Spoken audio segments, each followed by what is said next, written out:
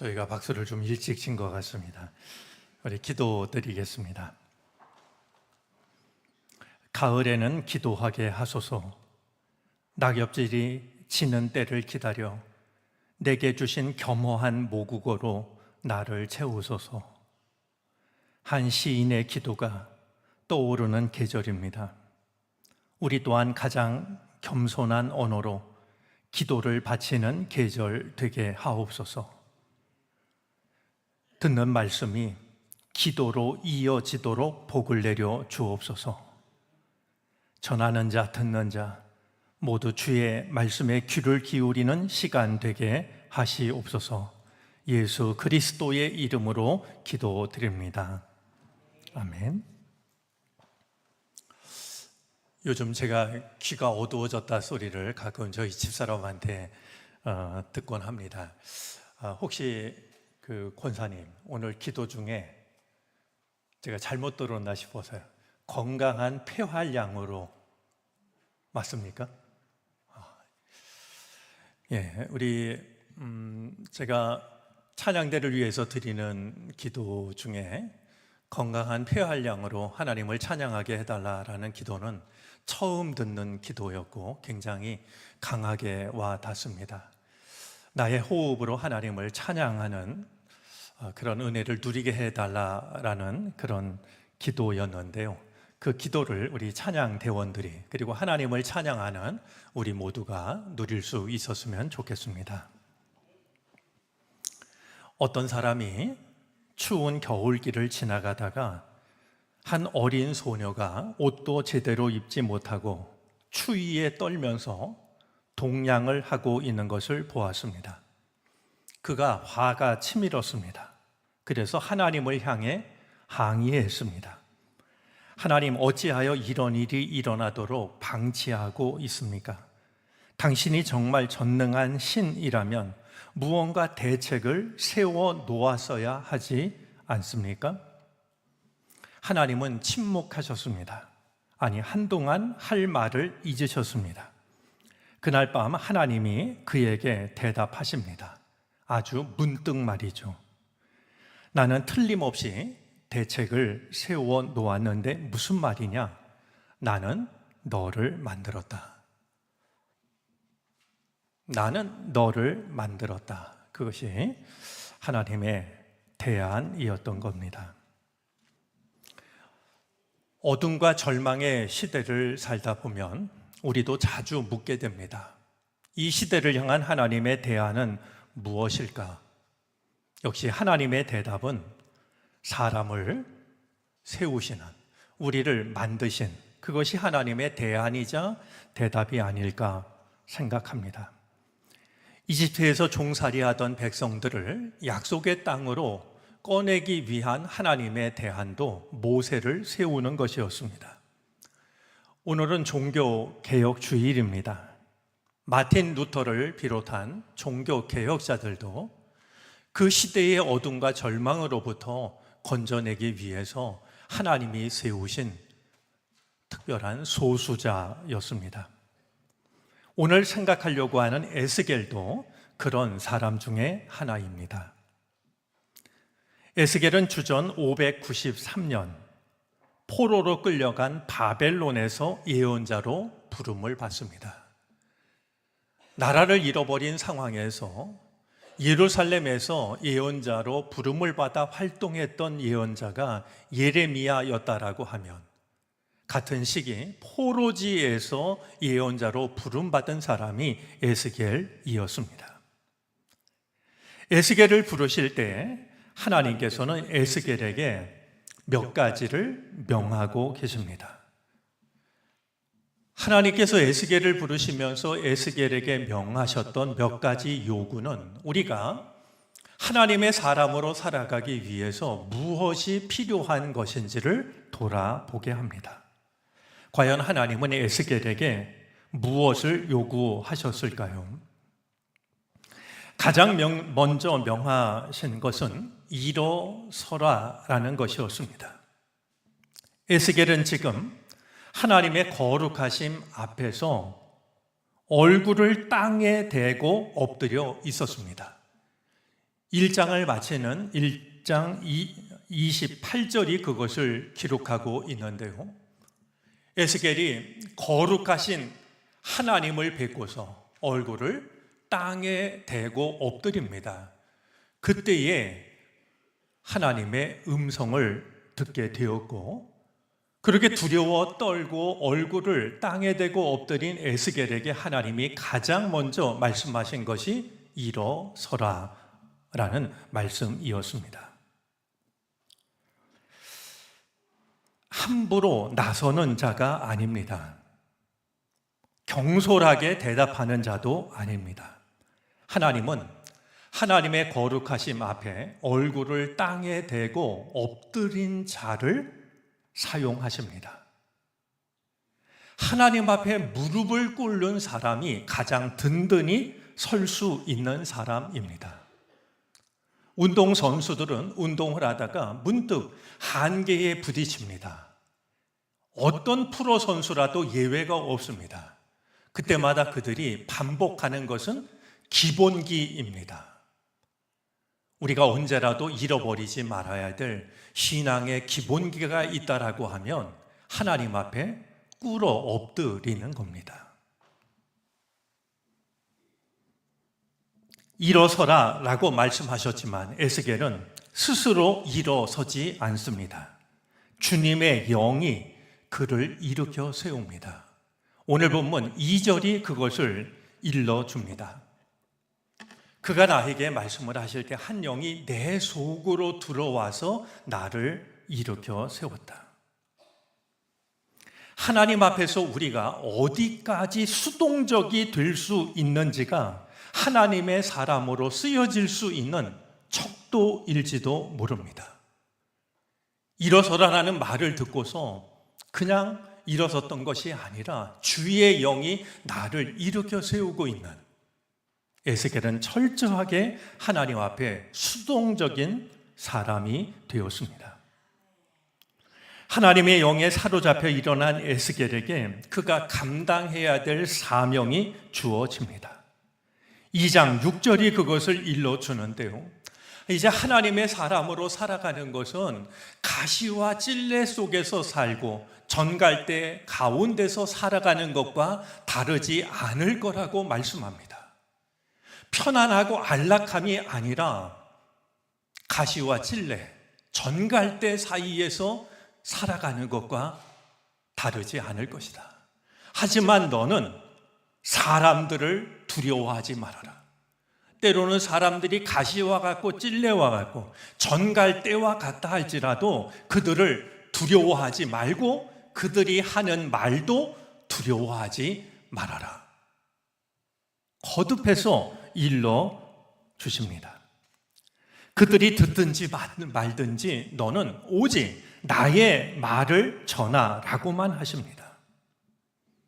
하나님의 사람이란 사람들이 하는 말을 두려워하지 않고 하나님의 말씀을 두려워하는 사람입니다. 우리가 하나님의 사람이라 하면서 때때로 사람들의 말은 두려워하면서 하나님의 말씀을 두려워하지 않을 때가 있습니다. 사람의 말과 평가보다 하나님의 말씀을 우선순위로 삼는, 하나님의 말씀을 더욱 중요하게 여기는 사람이 하나님의 사람인 것입니다. 다음으로 하나님께서 요구하신 것은 하나님의 말씀으로 너의 속을 채우라라는 것이었습니다. 3장으로 넘어가는데요. 3장 3절 말씀입니다. 사람아, 내가 너에게 주는 이 두루마리를 먹고 너의 배를 불리며 너의 속을 그것으로 가득히 채워라. 너의 속을 그것으로 가득히 채워라 라는 이 말을 우리가 이전에 썼던 개역 개정에서는 네 창자에 채워라 이렇게 번역을 했습니다. 저는 우리가 기억하는 데는 도움이 된다라고 여겨집니다. 네 창자에 채우라 라는 이 말씀은 우리를 돌아보게 합니다. 우리 안에는 무엇이 채워져 있는가? 우리는 내 속을 무엇으로 채우고 있는가 하는 것을 말이죠. 말씀 앞에서 우리를 돌아보면 우리를 채우고 있는 것의 대부분은 근심과 걱정입니다. 때로는 욕심과 욕망이 우리들의 내면을 채울 때가 있습니다. 하나님이 찾으시고 부르시는 하나님의 사람은 자신의 내면을 하나님의 말씀으로 채운 사람입니다. 생각과 말과 행동의 근원을 하나님의 말씀으로 삼은 사람입니다.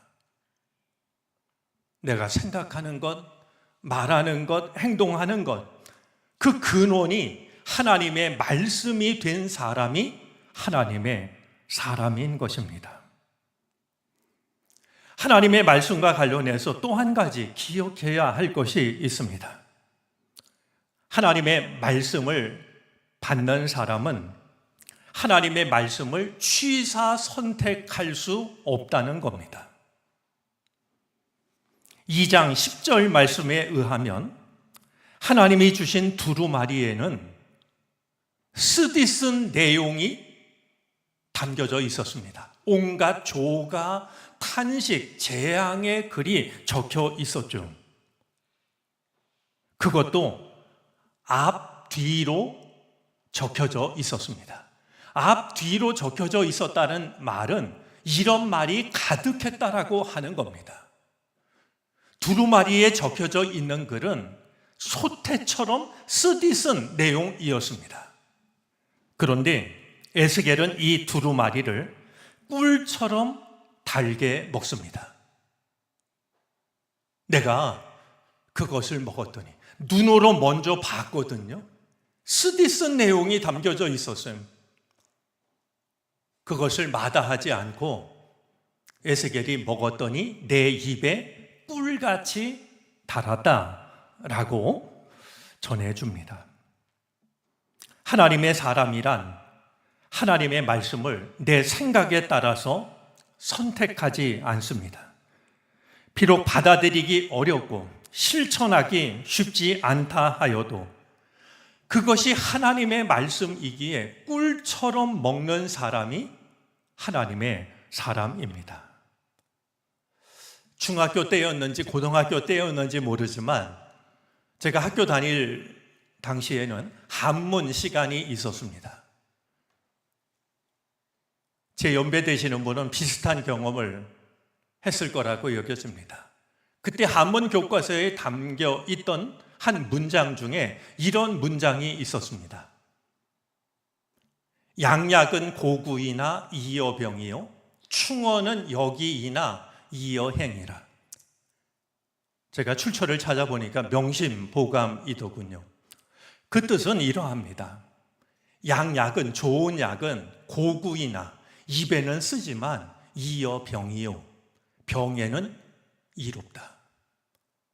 충언은, 진심 어린 마음에서 나오는 충언은 여기이나 귀에 거슬리게 들리지만 이여행이라.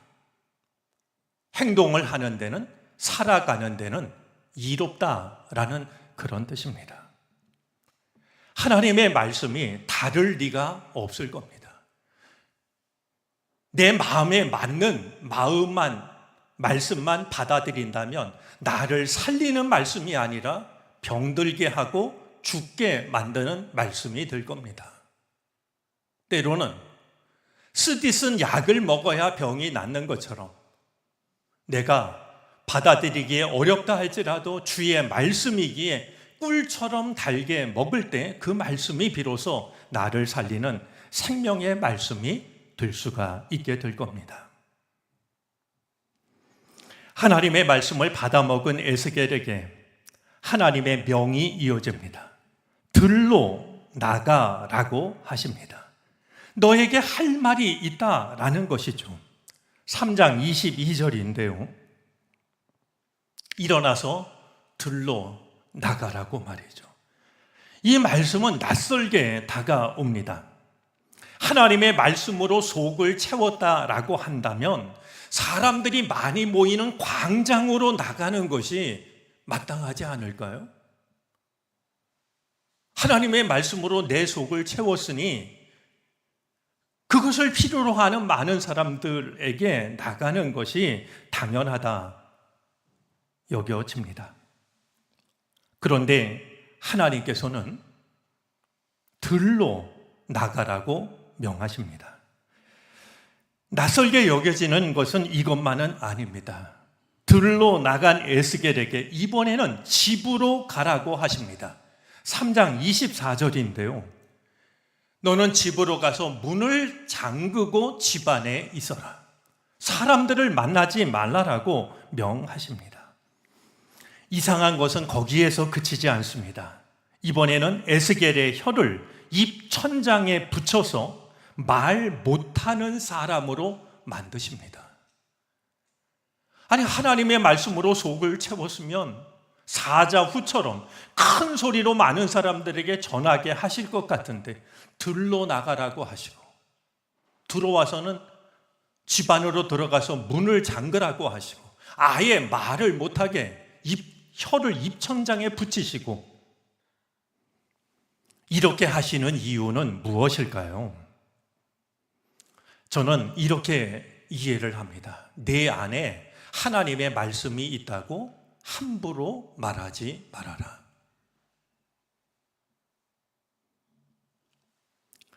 내 안에 하나님의 말씀이 있다고 함부로 말하는 사람들이 적지가 않습니다. 내 안에 하나님의 말씀이 있다라는 이유로 내가 하는 모든 말이 하나님의 말씀이라고 생각하는 이들이 의외로 적지가 않습니다. 하나님의 말씀을 지닌 자는 하나님의 말씀과 나의 말을 구분할 수 있어야 됩니다. 그러기 위해서는 말하기보다는 말을 삼갈 줄을 알아야 됩니다. 하나님께서 에스겔을 부르시면서 에스겔에게 요구하신 것 중에 가장 난해하게 여겨지는 것들이 있습니다. 이상한 행동을, 이미 벌써 이상한 행동을 요구하셨지만 훨씬 더 이상한 행동을 요구하고 계시는데요. 그것이 에스겔서 4장, 5장에 이어지고 있습니다. 몇 가지만 살펴보면 다음과 같습니다. 4장 1절에 보면 흙벽돌을 한 장 가져다가 그 위에 예루살렘을 새기라고 하십니다. 그런 다음에 성읍에 포위망을 치고 성읍을 공격하는 높은 사다리를 세우고 흙 언덕을 쌓고 진을 치고 성벽을 부수는 무기를 성 둘레에 설치하라고 하십니다. 두 번째 행동은 더 기이합니다. 왼쪽으로 390일 동안을 누워서 지내고 오른쪽으로 40일 동안을 누워서 지내라고 하십니다. 말씀만 그렇게 하신 것이 아니라 그러도록 에스겔을 줄로 묶어서 몸을 이쪽 저쪽으로 아예 돌리지도 못하게 만드십니다. 이게 도대체 무슨 뜻일까 싶은데 하나님의 요구는 다시 이어집니다. 이번에는 음식입니다. 밀과 보리와 콩과 팥과 조와 귀리를 준비해서 한 그릇에 담고 그것으로 빵을 만들어서 옆으로 누워있는 390일 동안 내내 그것만 먹으라고 하십니다. 먹는데 그냥 먹는 것이 아니라 음식도 물도 저울로 계량을 해가지고 시간을 정해놓고 먹고 마시도록 합니다. 근데 이 빵을 만드는 방법은 더 괴이합니다. 4장 12절인데요. 빵을 보리빵처럼 구워서 먹되 그들이 보는 앞에서, 백성들이 보는 앞에서 인분으로 불을 피워서 빵을 구우라는 겁니다. 인분은 설명하지 않아도 아시지 않겠습니까? 390일 동안 먹어야 되는 빵을 장작으로 불을 피워서 만들라는 것이 아니라 인분으로 구워서 빵을 먹으라고 하시니 말이죠. 이런 기이한 요구가 어디 있겠습니까? 수염과 머리카락을 날카로운 칼로 자르는 일도 이상하기는 매 한 가지입니다. 예레미야의 머리카락 수염을 날카로운 칼로 자르게 한 뒤에 잘라낸 것의 3분의 1은 성읍 한가운데서 불로 태우고 3분의 1은 성읍 둘레를 돌면서 칼로 내려치고 3분의 1은 남아있는 3분의 1은 바람에 날려 흩어지게 하라고 명하십니다. 하나님은 도대체 왜 에스겔에게 이런 이상한 행동을 요구하셨던 걸까요? 여러분 생각해 보십시오. 이 중에 한 가지만 해도 사람들은 에스겔을 향해서 말이죠, 저 사람이 뭔가 잘못됐나? 그럴 텐데 계속해서 이상한 행동들을 요구하시니 도대체 하나님의 뜻은 무엇이었던 것일까요? 하나님께서 에스겔에게 요구하셨던 것은 곧 이스라엘 백성들에게 일어날 일들을 네가 몸으로 드러내라는 것이었습니다. 이스라엘 백성들이 죄악으로 인하여서 이제 곧 그들 앞에 닥쳐올 일들을 네가 먼저 몸으로 보이라는 요구였던 것이죠. 그들은 에스겔의 모습을 보면서 이상하다고만 생각했지 그런 일들이 자신들의 현실로 다가올 것은 전혀 깨닫지를 못하고 있었던 겁니다. 에스겔을 향한 이 요구가 오늘 우리들에게 주는 의미는 자명하다 여겨집니다. 너의 삶이 곧 메시지가 되어야 한다는 겁니다. 일상생활 속에서 살아가는 너의 모습 속에 하나님의 메시지가 담겨져 있어야 한다라는 것이죠. 우리가 하는 말, 우리가 하는 행동, 우리가 하는 선택, 우리가 내리는 결정, 우리가 지켜가는 가치, 다른 사람들을 대하는 태도, 그 속에 하나님의 메시지가 담겨져 있어야 한다라고 하는 겁니다. 오늘가 빌리그레함 목사님과 관련된 일화를 들려드린 적이 있습니다. 그분이 인도에서 집회를 하셨는데요. 집회가 끝나고 나자 한 인도 사람이 목사님을 찾아옵니다. 그리고 말했죠. 목사님, 제가 지금까지 살아오면서 진실한 그리스도인을 한 사람이라도 만났다면 저는 벌써 그리스도인이 되었을 겁니다. 그리스도인을 한 사람도 만나지 못했다가 아니고요. 진실한 그리스도인. 내가 진실한 그리스도인을, 여러분 간디도 말이죠. 그리스도인이 되지 않았지만 성경은 특별히 산상수훈은 누구보다 사랑했던 사람 아닙니까? 걸림돌이 믿는 자들이었습니다. 그가 내가 진실한 그리스도인을 한 사람이라도 만났다면 저는 그리스도인이 되었을 거라고 말했을 때 빌리그레함 목사님이 떠올린 말이 있습니다. 다음과 같은 말입니다. 우리가 같이 읽어볼까요? 우리의 삶은 세상 사람들이 읽을 수 있는 유일한 성경입니다. 정말 가슴이 떨리는 한마디가 아닐 수 없습니다. 믿음이 있는 우리는 이 책을 펼쳐서 하나님의 말씀을 읽지만 세상 사람들에게는 이 책이 없습니다. 이 책이 있어도 펼치지 않습니다. 그들이 읽을 수 있는 유일한 성경은 하나님을 믿는 우리들의 삶인 것입니다. 지금 하나님은 에스겔에게 사람들이 볼 때는 이상해 보였지만 너의 삶이 나의 메시지가 되어야 한다라고 하는 것을 요구하셨던 것이죠. 오늘은 종교개혁 주일입니다. 거창하지 않아도 우리의 모습 속에, 우리들의 삶 속에 하나님의 메시지가 담길 수 있었으면 좋겠습니다. 내가 서 있는 바로 그 자리에서부터 하나님의 나라가 새롭게 시작될 수 있게 되기를 바랍니다. 그 일을 위해서 하나님은 에스겔을, 그리고 오늘 우리들을 부르셨습니다. 기도드리겠습니다.